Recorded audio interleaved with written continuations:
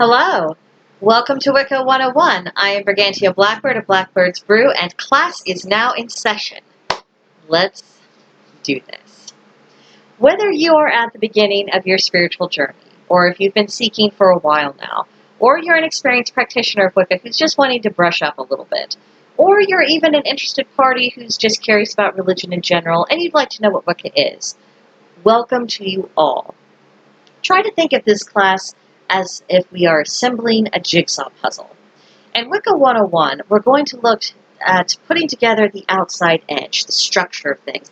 Just like with a puzzle, you look for all those edge pieces and then you put them together, and then you see the framework that you're actually working with.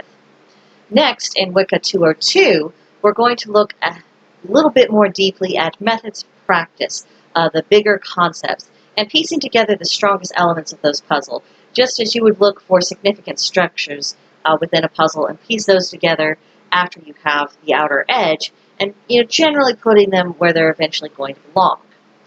Then, finally, in Wicca 303, we will put the rest of the details together, start making connections, showing how concepts and all this information weaves together, works together, all fits, and we'll be delving quite deeply, at least as deeply as we can for the moment, into the mysteries. And we will essentially have a finished puzzle. Now, this doesn't mean that at the end of these classes that you will have learned everything that could possibly be learned under the spiritual framework of Wicca. It just means that you now have a completely solid foundation of what it is.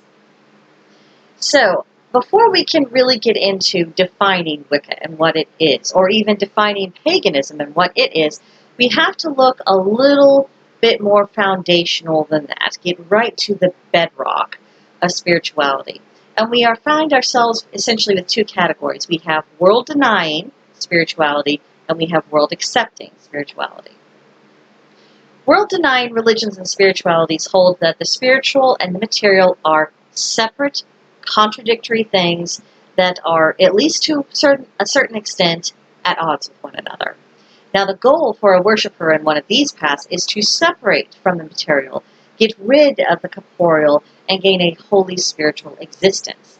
The material is seen as something that is corrupt and corrosive, imperfect, an obstacle to be overcome, a tedious obstacle to be overcome. And the reward for doing that successfully is some variation of the idea of heaven or nirvana. Abrahamic traditions, Judaism, Christianity, Islam, Hinduism, and Buddhism are all examples of world-denying religion and spirituality. So you see this comes from both Western and Eastern traditions. Now, by contrast, world-accepting religions, that they believe that the spiritual and the material are two sides of the same coin. And more than that, they're woven together. They are interacting and they are constantly affecting one another. The goal for worshippers in this path is to consciously integrate yourself into the larger whole while still retaining your individual identity. You are not the entire tapestry, but you are a thread within that tapestry. And you are trying to bring together seen and unseen energies into a cohesive whole within yourself. So the material is not separate from the physical. It's nothing bad. It's another texture. It's another layer of reality. The material is a visibly manifested form of energy. And this is to be fully embraced, fully enjoyed. And the reward for this is that you become a better, more integrated, and more balanced version of yourself. This, I submit, is the working definition of paganism, and Wicca is one tradition amongst many that falls under this broad umbrella, both ancient and modern. Not ancient Wicca, but ancient paganism falls under this as well. Now, for Wicca's beginnings, Wicca is essentially a modern successor and a continuation of pre-Christian Western religion and magical practices. Gerald Gardner, back in the 1950s, he was one of those brave souls who, at the very beginning of this, stepped forward after the laws against witchcraft expired in the United Kingdom, I might add. He and others, and not necessarily just the other people in his group, there were other people who were contemporaries of his who were bringing back paganism and witchcraft out of the broom closet. Now, with Wicca, the teachings are based upon pre-Christian religious principles, and the magic involved in it has evolved from the Western tradition over the course of many centuries. That's why you will see certain influences and the structure of how we do things and why. We've taken everything that has been learned up until this point and it's been put into a modern and cohesive structure. Now, if we're going to be fair and we're going to be honest, Wicca is not an exact copy of worship and magic from the pre-Christian era. It grows from the same roots and ideas and practices, but it exists in the here and now, and its structure does reflect that. But also, in fairness, if we're being honest, even the strictest, most traditional, most scholarly-based forms of modern-day paganism are not exact copies of ancient worship or magic either. So no one has any cause to be getting up on any kind of high horse here. We are all doing the best that we can with what information is available to us, along with what many of us have learned, and I'm talking about we in the context of our spiritual elders from the mid-1950s onward. We are just trying to bring this back. This is an ongoing resurrection. Now, to coven or not to coven. At one time, Wicca was strictly coven-based, and it was very difficult to be accepted as a potential new member, and not everyone who gave it a shot was ultimately initiated into that particular group. However, as Wicca spread and interest spread, more solitary practitioners appeared on the scene, and now many, if not most of them, have never been part of a coven at all. This is thanks to the ever-growing library of books about Wicca, and courses like this. It's now possible to learn the fundamentals of the faith and practice, as well as beginning a more personal journey as a solitary practitioner of Wicca. Some people will go on to join covens or even form covens of their own. Some go on and they are very happy to work in a solitary fashion. The choice is up to you. And what you put into this path will determine what you get out of it. Food for thought. Now, dealing with the past, present, and the future relevance of Wicca, and of paganism generally, I think we have to acknowledge that good ideas don't automatically transmit from one generation to the next. And we come up with certain problems with methods of transmission. A lot of ancient pagan societies relied upon oral tradition, some of them almost exclusively. However, oral tradition suffer from the same difficulty that the childhood game of telephone does. And you probably played this at some point when you were in grade school.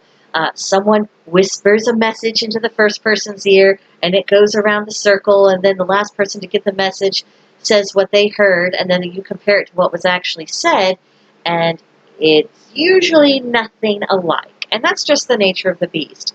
The more times a message is relayed orally, the more likely it is to deviate from its original form. Now, even if, by some miracle, ideas are accurately relayed, if and when there will come a point in which a younger generation loses interest or they're just not listening to their elders, and that in of itself threatens to collapse the oral tradition completely. There's also occasions when oral traditions are being deliberately disrupted or co-opted by a hostile faction, such as what unfortunately occurred with the early Christian church and their dealings with pagans. That means we have lost valuable insights, practices, details, lines of reasoning, and we can't get it back. All we can do is try to reconstitute from what we know now. Now, there were other pagan civilizations that were more literate, and they had the foresight to write, at least some things down. But even with this precaution, records can still be lost. They can be destroyed either accidentally or deliberately. Language evolves, so investigating what records do remain oftentimes require a translation of some point. I mean, just examine the English language from the 1500s and compare to how we speak today. It's kind of difficult, and you go back further, you have more and more of a problem till the point where you're needing someone to translate English into English. And when you have multiple layers of translation, that means you're going to lose more and more nuances in the process. It's the nature of how that process works, unfortunately. Sometimes also with written records, there can be errors in the text, honest mistakes made when copying. And there are sometimes also deliberate alterations that are intended to change or distort the original meaning. This happened when Christian monks wrote down pagan myths and legends, adjusted things here and there to suit their own preferences and prejudices and religious worldview. And so this all creates an additional challenge to both fully understanding the meaning of what information has survived, as well as just understanding the meaning of something in general, let alone the spiritual applications of this information. So no matter how we convey information, there are going to be problems, and we have to be honest and upfront about that. We are doing the best we can with what we've got. Now, Wicca is both a written and an oral tradition. It is defined by philosophical principles and commonalities of practice. Now, when there's a question of what's what, there is not a centralized authority or a sole holy book that was supposedly divinely inspired to reference. Instead, you refer back to the foundations and reasons, and you reason upon principles rather than holy scriptures or other people's opinions. Constant exploration and contemplation play a very large role in Wicca, and how individuals choose to practice independently or when they're coming together as a group. It's going to continue to evolve in a very organic fashion. This is a trademark of natural religion as opposed to revealed religions. Now, if all information about Wicca and paganism was lost, I mean just completely lost, don't know what happened to all of our books, just poof, they disappeared, the principles upon which Wicca is founded could still be resurrected in a new form by future generations, because Wicca is very tied to the natural cycles of the world. It's very grounded in the nature of biological realities. So with enough curiosities, the people who have their antenna up, and a few nudges from the god and the goddess, well, you wouldn't have an exact copy of Wicca reborn in a later age if it was forgotten. You could still have something that serves the same principles that would be reborn. Now, there are certain advantages to worshipping in the present tense, and what I mean by that is that Wicca is not just an attempt to relive the past, and it's not constantly worrying about the future, where your soul goes after physical death, which is one of the primary focuses in Abrahamic religions. In Wicca, you are living now. You are here now. You are connecting with the divine now. You are working for your spiritual betterment now. And what this does is that we don't have, as practitioners, any excuse for stagnation, and we have all the motivation we could possibly need in order to evolve. Wicca teaches that we go through a process of life, death, and rebirth, and that means that our existence, wherever we are in that cycle of things, is relevant and important because that's where we are right now. And focusing on where we are in the now is emphasized because the past is what it is, it cannot be altered, the afterlife will take care of itself, and the future of ourselves and this our incarnation, it's still being actively formed with our own hands. So we do need to give attention to where we are and what we are doing, as a Master Yoda would say. And if you have no familiarity with Star Wars and you did not understand that reference, I'm not sure I know how to communicate with you.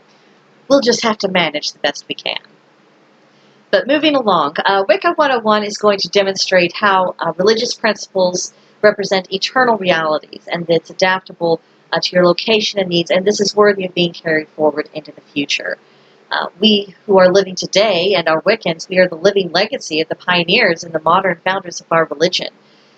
They showed considerable courage, they faced a lot of backlash, they took a lot of beatings that we don't have to today just to get things going. So it's up to us to do what we can to pass it down to those who come after us in a cohesive and understandable fashion that makes clear its value and what you can really get out of it. It's also good to keep in mind what the proper purpose of religion is. This is about being of service to people who practice the religion, as well as honoring the gods that are revered within a particular religion. And one of the ways to do that is, through writing books, articles, making videos, and even creating classes like this. It's all intended to be an act of service. It's trying to pass things along. Now, each student who participates in this course will have to make up his or her own mind about the information presented and how to use it, if they choose to use it at all, and if that student decides that Wicca is the right path for them. Now, at the beginning of our journey, I'd like to acquaint you with the custom that you find quite a bit in Celtic lore and traditions. It's a year and a day. This is not an unusual time frame for trial periods. It's a year and a day. We will do this for a year and a day, and then we'll meet back and reassess. Sometimes even there were temporary marriages that would last for a year and a day, and then after that trial period, the couple would have to decide whether or not they were going to be staying together. Traditional Wiccan covens usually have training periods for potential new members that last for a year and a day to find out if the student really wants to walk that path, and if they're also a good fit with the rest of the coven. Not everyone's energy meshes well together, so that is an important consideration. So in this spirit, I encourage new seekers to view this class as just that, the beginning of a year and a day of spiritual exploration. There's no rush to adopt a label or to announce to other people that you're now affiliated with Wicca. If this is where you're meant to be, if this is really your spiritual home, that will be made evident with time. And at the end of Wicca 101, hopefully you will have enough information to know that this is for you. And some students will know the answer to that question long before, and other people will still need to explore after this class, and some people will decide that Wicca is not going to be their path at all. These are all successful outcomes of the class. The point is for the student to find out where they belong and sometimes where they don't belong, so they can move ahead with confidence in their own personal spiritual journey. And if you decide that this isn't for you, well, then, we won't see you in Wicca 202 or Wicca 303, and that's perfectly fine. You have to know yourself, you have to be honest with yourself, and you have to know that if you are decided that this isn't for you, there's going to be no hard feelings. This is not a disappointment.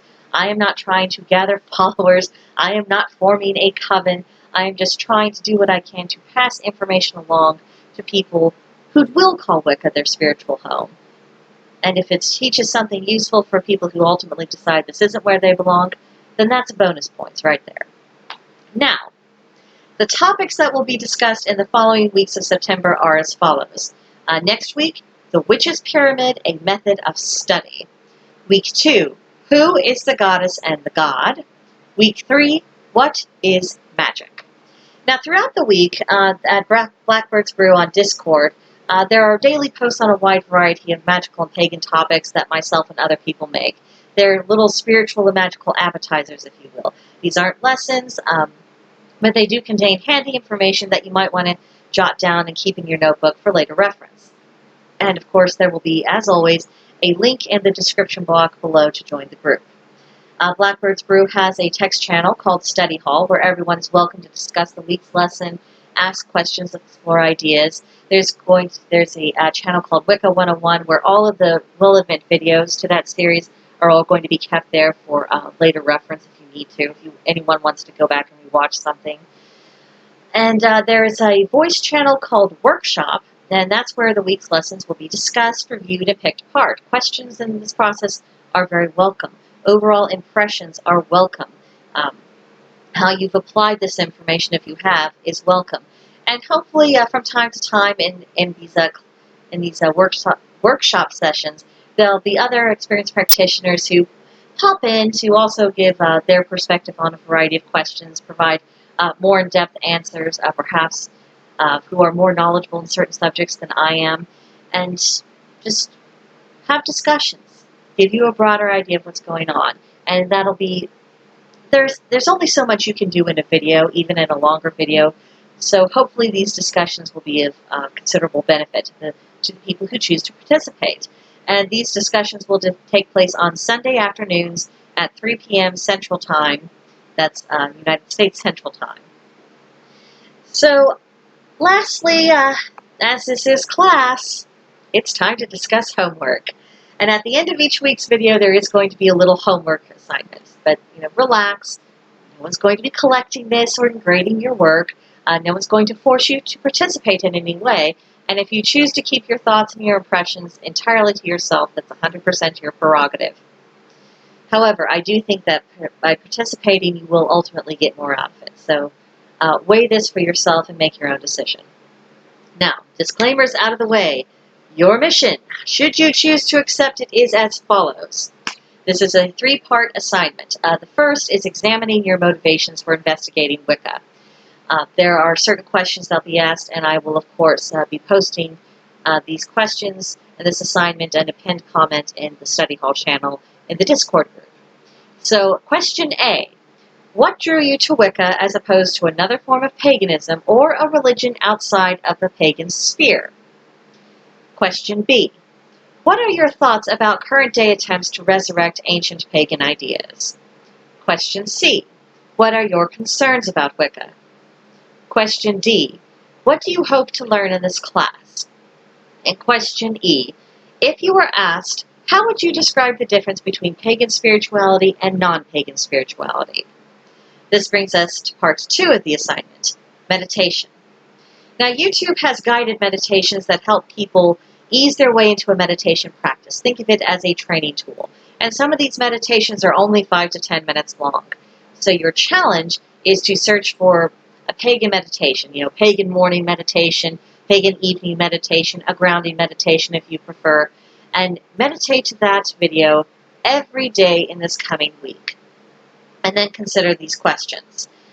First, after your first meditation, how did you feel? How did it affect you? And at the end of the week, did you notice any differences in your thought processes and emotions? And if so, what did you notice? Now, the third and the final part of our assignment is practical application. So the next time you're cleaning your house or your room, if you just have the bedroom to yourself, focus and concentrate on removing not only the physical dust and dirt, but to visualize the stagnant energy in the room. This may be especially easy to visualize when you're sweeping or vacuuming. Just form a mental picture of removing that energy dust along with the physical dust. And after you've swept your space clean, line the doorway and windows with a light sprinkling of salt to guard the refreshed energy of the house or your room. And then in the voice chat, let us know how that went. Does it feel any different? Do you feel better? Do you feel differently? So, that concludes our very first Wicca 101 class. The next one will be posted next Saturday. Of course, we're going to be examining the Witch's Pyramid and how it can help us in our spiritual explorations. So next time, bye-bye.